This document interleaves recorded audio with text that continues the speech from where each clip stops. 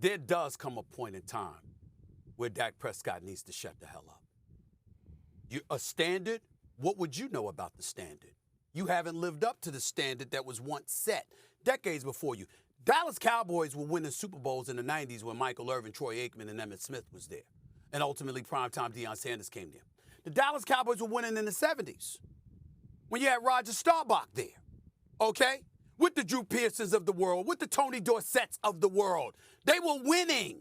What would you know about that if you are a Dallas Cowboy since 1996? You wouldn't know anything about that. If anything, all you know is that historically there was a standard that you have failed to live up to in your entire career in a Dallas Cowboys uniform. And I say that respectfully, and here's the reason why, D.O., Shannon. Put them up on the screen because I want to look at them, please.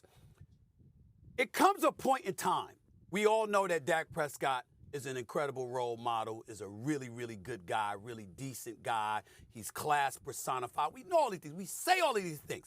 But have you noticed that most analysts have gotten to a point where we preface anything we say about him by bringing that up?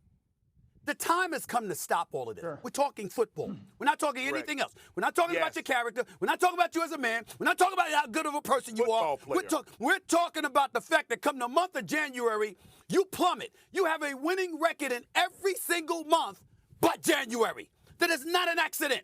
That is not an accident. So we don't give a damn about Dak Prescott's endorsement of Mike McCarthy. A matter of fact, if we do give a damn about it, it should be for the opposite reasons. The fact that Dak Prescott endorsed him is more of a reason he should be gone because he can't seem to get more out of Dak Prescott than we need him to get out of him. Now, as it pertains to Mike McCarthy, let's be clear. He has to go.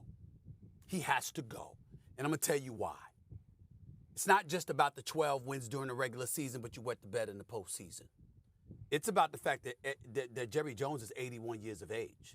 It's about the fact that when we look at the personnel on the Dallas Cowboys, we expect better come postseason time.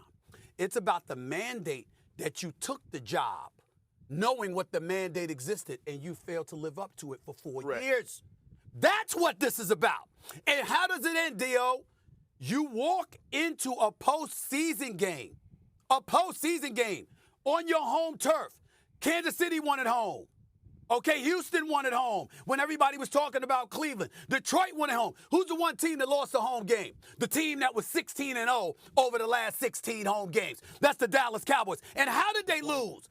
Because we're literally looking at them and saying they're ill-prepared. They got outplayed. We saw Musgrave wide open. We saw Dobbs wide open. I'm talking about you didn't see a defender in the vicinity. We saw more hits of Dan Quinn, who also has to go, by the way. We saw more hits of Dan Quinn on the big screen than we saw Dallas defenders in the vicinity of Green Bay Packer wide receivers.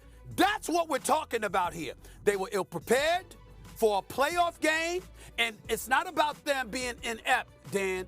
It's about the fact that you got guys that are available now, a Harbaugh, a Belichick, that you know something like that would not happen. That's the thing. They got to go.